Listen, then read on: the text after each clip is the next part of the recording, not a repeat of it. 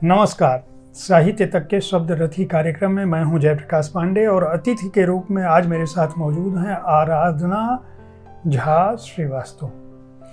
आराधना जी, बहुत बहुत स्वागत है आपका। ये आराधना सिंगापुर में रहती हैं, पत्रकारिता से जुड़ी रही, कई डिग्रियां हासिल की भारत में भी और सिंगापुर जाकर भी पढ़ाई लिखाई से अलग नहीं हुई।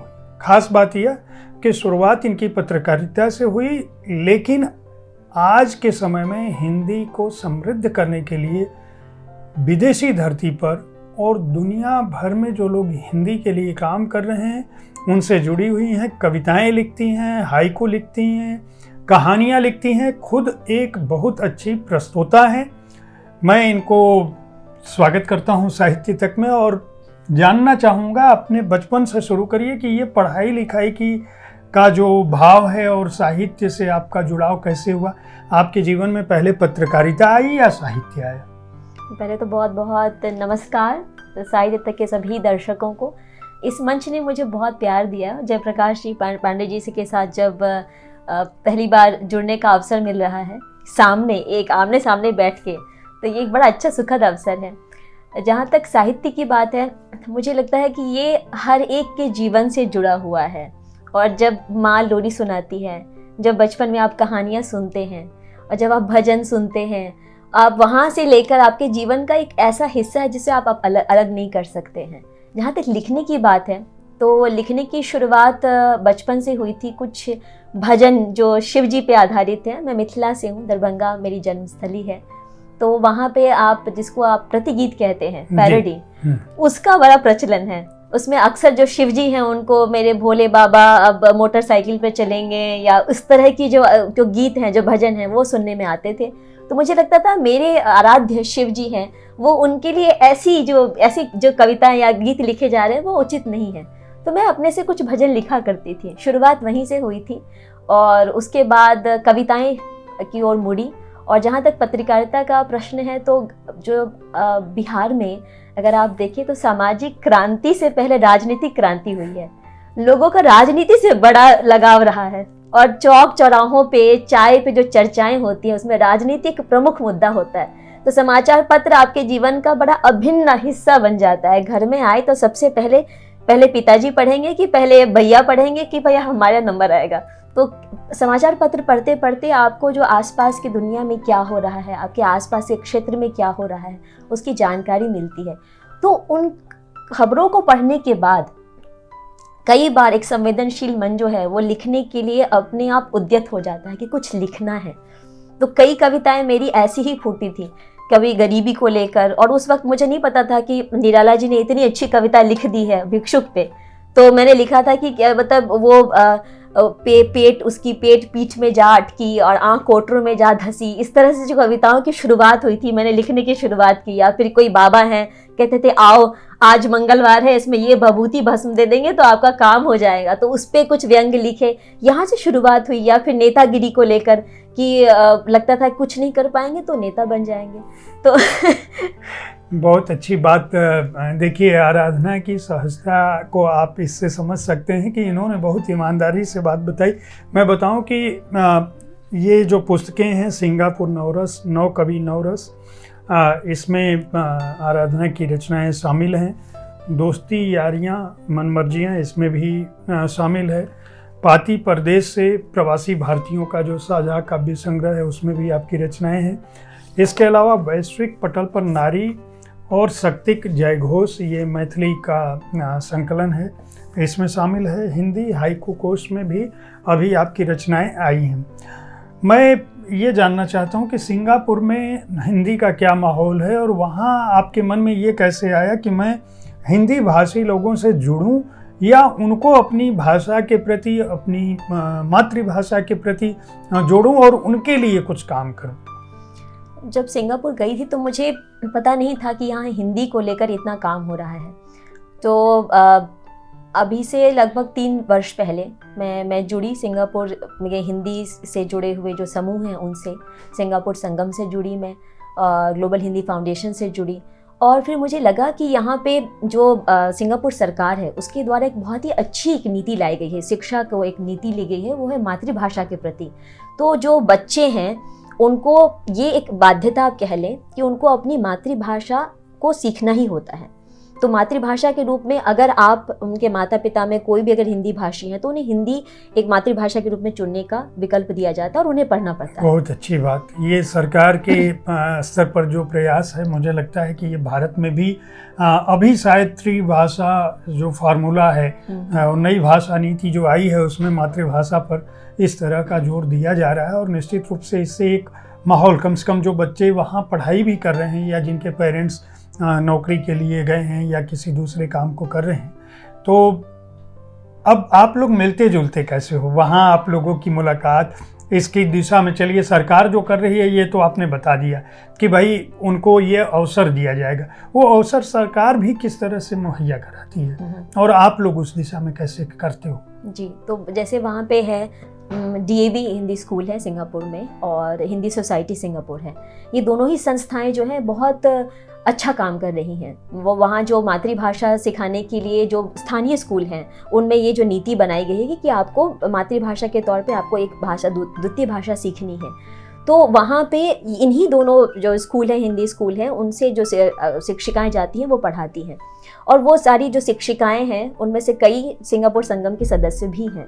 तो जब हमारा कोई कार्यक्रम होता है, चाहे विश्व हिंदी दिवस पे हो, हिंदी दिवस पे हो, या हम साहित्य के खजाने से कार्यक्रम जब आयोजन होता है, उसमें जो उनके बच्चे हैं वो बहुत उत्साह के साथ भाग लेते हैं। और 12वीं कक्षा के बाद, उसके बाद सबसे बड़ी चुनौती आती है कि उसके बाद आपका लगाव हिंदी के लिए कैसे बने, क्योंकि अब हर भाषा को लेकर सबसे पहला प्रश्न हमारे मन में ये आता है कि ये भाषा मुझे मेरे करियर में कितनी सहायक होगी और मैं इससे कितना लाभ ले पाऊंगा। तो कई बार जो लगाव होता है, लगाव से अधिक लाभ उसके ऊपर हावी हो जाता है। सही बात।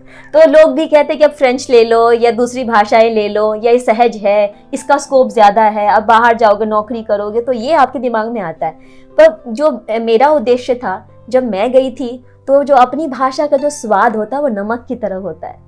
आप कितने भी 26 से 27, 28, 36, 56 भोग ले लें, पर अगर नमक ना हो तो उसका स्वाद नहीं आता। तो जब मैंने वहाँ पे सिंगापुर जाने के बाद मुझे पता चला कि यहाँ हिंदी भाषा को लेकर इतना अच्छा काम हो रहा है, इतने सारे लोग जुड़े हुए हैं और जो प्रोफेशनली अपने काम में बहुत बेहतर कर रहे हैं, जो चाहे कोई IT में हो, चाहे कोई PR फर्म में हो, या कोई पढ़ा रहा हो, या अलग अलग अपने अपने क्षेत्र में हो, पर वो लोग भी जब हिंदी कविताएं लिखते हैं और उनके अंदर वो जो खुशी मिलती है उनको कविताएं से, कहानियों से, तो लगा कि ये एक बड़ा अच्छा समूह है जिसको एक दूसरे के साथ जोड़ के और उनके साथ जुड़ के आप भी हिंदी को और प्रचार प्रसार कर सकते हैं। अब बच्चे बहुत प्रभावित होते हैं। मैं जब आपको देखता हूँ मंच पे तो मुझे बहुत अच्छा लगता है मैम, जब आप मैं जैसे नाटिकाओं का भी मैंने मंचन किया हुआ है वहाँ पे, तो नाटिकाएं हो या कविता हो या गीत हो, तो उनको लगता है कि मतलब ये अच्छा कर रही है। और मुझे खुशी होती है कि मैं अगर एक या 2 या 3 छात्रों को भी अगर प्रभावित कर पाऊँ, उन्हें हिंदी से जोड़ पाऊँ। विशेषकर जैसे मेरी अपनी बेटी है, मैंने सोचा था कि कहते हैं ना कि चिराग तले अंधेरा, वो ना हो। मेरा सबसे प्राथमिक ध्येय यही था कि मेरी अपनी बेटी अपनी जड़ों से जुड़े। तो जब मैं हिंदी से जुड़ी तो मेरी बेटी का लगाव बढ़ा। तो आज अगर कोई मेरे एक मित्र है, उसने फ़ोन करके पूछा मेरी बेटी से कि तुम कौन सी क्लास में पढ़ती हो, उसका उत्तर था कक्षा 6। जो कक्षा शब्द का प्रयोग था, उसने कहा मैं समझ गया कि आराधना की बेटी है। ये कक्षा शब्द का प्रयोग तो भारत में भी अब नहीं हो रहा है। तो ये एक शब्द के प्रयोग ने मेरी काम की सार्थकता बढ़ा दी। आप लोग जो लोग इस देश के बाहर रहते हैं, मैं ये जानना चाहता हूँ कि आप भारत में जो हिंदी की स्थिति है, और चाहे वो रोजगार परक शिक्षा की अभी बात आपने की कि ये एक उद्देश्य होता है कि मैं कोई भाषा पढ़ रहा हूँ 12वीं के बाद, तो उसको क्यों पढ़ूं, क्या ये हमें रोज़गार दे सकेगी, क्या हमारे भविष्य में सहायक हो सकेगी। जो बाहर के लोग हैं, आप चूँकि पूरी केवल सिंगापुर में ही नहीं, आराधना पूरी दुनिया में जो लोग हिंदी के लिए काम कर रहे हैं, बहुत सारे समूहों से जुड़ी हैं, सैकड़ों समूहों से जुड़ी हैं, और लगातार इनकी बातचीत ऑस्ट्रेलिया, अमेरिका, कनाडा, यूरोप में रह रहे हिंदी भाषी लोगों से या उन लोगों से होती ही रहती है जो लोग हिंदी के लिए काम कर रहे हैं या विदेशी धरती पर रह के भी हिंदी की सेवा कर रहे हैं, हिंदी में लिख रहे हैं। मैं ये जानना चाहता हूँ कि आप लोग, जो आप जैसे जितने भी लोग हैं जो अपनी भाषा को लेकर इतना लगाव महसूस करते हैं, आप लोग अपने देश में जिस ज़मीन पर हम लोग बैठे हैं, बात कर रहे हैं, वहाँ पे हिंदी को लेकर जो काम चल रहा है या जो हिंदी की स्थिति है उसे लेकर कैसा महसूस करते हैं? आप लोगों के बीच आपस में इसको लेकर कभी चर्चा होती है तो क्या होती है? ये आपने बहुत अच्छा प्रश्न उठाया, क्योंकि जब समाचार पत्रों में आता है कि उत्तर प्रदेश की जो परीक्षाएं हैं उसमें लाखों विद्यार्थी हिंदी के विषय में उत्तीर्ण नहीं हो पाए, तो बहुत दुख होता है। मैं मतलब अगर मैं यहाँ आके, और जब मैं यहाँ नहीं भी आई थी भारत, उस समय भी जब मैं बात करती हूँ अपने परिवार के कई लोगों से, तो वो सोचते हैं कि हम भारत के बाहर हैं, तो अंग्रेज़ी में बात करेंगे तो उनको बहुत अच्छा लगेगा, प्रभाव पड़ेगा। तो मुझे बताना पड़ता है कि बच्चे, एक तो आप सबसे पहले ये काम करें कि जिस भी मातृभाषा में आपने बचपन में सीखा है, माँ से, दादी से, नानी से, उस भाषा के बारे में अधिक से अधिक जानकारी लें। क्योंकि विदेश में जाने के बाद और इन सारे समूहों से जुड़ने के बाद एक चीज़ जो मैंने सीखी है कि आपकी अपनी सभ्यता का बहुत महत्वपूर्ण, संस्कृति का बहुत महत्वपूर्ण पक्ष होता है भाषा। अगर आपने भाषा को नहीं जाना तो अपनी संस्कृति से आप दूर हो जाते हैं। और मैं, जैसे आपने अभी किताबों का जिक्र किया, उसमें मैथिली की कविताएं हैं, और मैथिली की कविताएं मैंने भारत में रह के एक भी नहीं लिखी थी। बहुत अच्छी बात। और जब मैं बाहर गई हूँ तब ने कहा, अच्छा आप झा हैं, आपको तो मैथिली आती होगी, तो आप मैथिली में कविताएं लिखिए, संकलन निकल रहा है। तो जब मेरे साथ ऐसा हुआ, जबकि घर में मेरे मैथिली का इतना अच्छा माहौल था, मेरी जो परनानी है वो बहुत शुद्ध मैथिली बोलती थी, तो वो बचपन के संस्कार थे जो सुषुप्त अवस्था में थे। तो मैंने अपने अनुभव के आधार पर देखा है कि हम अपनी ही संस्कृति, अपनी ही भाषा, अपनी ही जड़ों से अगर दूर हो जाएंगे तो हम अपने एक जो कहते हैं समृद्ध खजाने, उसको हम खोते चले जा रहे हैं। उसको आप बचाइए। आप अगर भारत में हैं या भारत से बाहर हैं, ये आपकी जिम्मेदारी भी है एक अभिभावक के रूप में, या अगर आप अभिभावक नहीं हैं तो भी आप अपने परिवार में बाकी लोगों को प्रेरित कीजिए। क्योंकि भारत की सबसे बड़ी संपदा उसकी बौद्धिक संपदा, उसकी सांस्कृतिक जो संपदा है, उसको बचाने का कर्तव्य हम सबका है। तो जब आप बाहर जाते हैं तब आपको लगता है कि हम कितने समृद्ध हैं। अभी बनारस गई थी तो मुझे वही लगा कि हम सतह पे रह जाते हैं। कई बार हम कर्मकांड की बात करते हैं, कई बार हम, और बनारस हिंदू विश्वविद्यालय में गई और वहाँ मैं एक प्रोफेसर से मिली जो आपको अभियांत्रिकी विभाग के थे, और उन्होंने कहा कि मैं किताब लिख रहा हूँ अभी भारतीय संस्कृति के बारे में। मैंने कहा सर, अब जो मैं जिन समूहों से जुड़ी हुई हूँ, मुझे बहुत खुशी मिलती है कि कई लोग हैं जो जुड़ रहे हैं, और आप लिखिए, उसको पढ़ने वाला एक बहुत बड़ा समूह बनता जा रहा है। तो उन्हें लगा, मुझे बहुत अच्छा लगा आपसे ये सुन के कि भारत में रह के किसी ने मुझे इतना प्रोत्साहित नहीं है जितना आप मुझे कर रही हैं। तो मतलब मुझे लग रहा है कि उम्मीद की किरण है, क्योंकि कई कार्यक्रम में जब मैं देखती हूँ युवा वर्ग की भागीदारी और भाषाओं के प्रति उनकी सजगता, तो लगता है कि है। और आपको बस ये बताने की देर है कि ये भले ही आपको रोजगार या रोटी अभी ना दे रहा हो, या फिर उसके स्कोप हो सकते हैं और भी हैं, बहुत सारे हैं। जैसे अगर आप देखें तो जैसे ट्रांसलेशन को लेकर भी अभी रेत समाधि, उसने एक नया द्वार खोल दिया है। उसके अलावा भी भाषा के अनुवादक के रूप में बहुत सारे जो विकल्प हैं, रोजगार के विकल्प उपलब्ध हैं। लेकिन उससे भी ज़्यादा ज़रूरत है कि आपको ये जानने की कि ये आपके जीवन का एक ऐसा हिस्सा है जिसके बिना आप अधूरे हैं। वाह, बहुत कितनी अच्छी बात कही आपने। आराधना, हमारी बातचीत की शुरुआत में आपने जिक्र किया था कि आपने लेखन की शुरुआत, रचनाओं की शुरुआत जो है वो शिव की आराधना या उनके भजनों से की।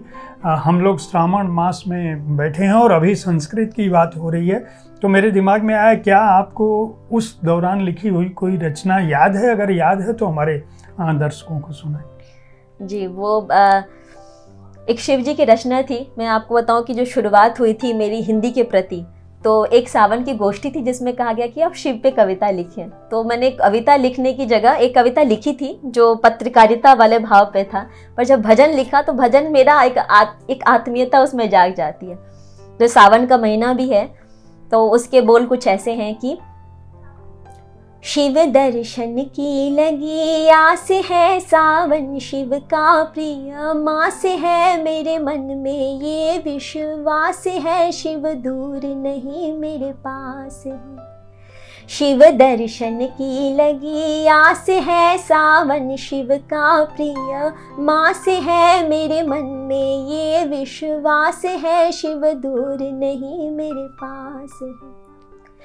मेरे रंग रूप आकार में, दो नैनों के जलधार में, दृष्टि भी शिव सृष्टि भी शिव, ओंकार भी शिव हुंकार भी शिव, शिव दर्शन की लगी आस है, सावन शिव का प्रिय मास है, मेरे मन में ये विश्वास है, शिव दूर नहीं मेरे पास है। क्या बात है, बहुत सुंदर। आपसे बातचीत करके बहुत अच्छा लगा। आप ऐसे ही लिखती रहें और जब भी भारत आएँ साहित्य तक स्टूडियो में आपका स्वागत है। यह मंच उन सभी लोगों के लिए है।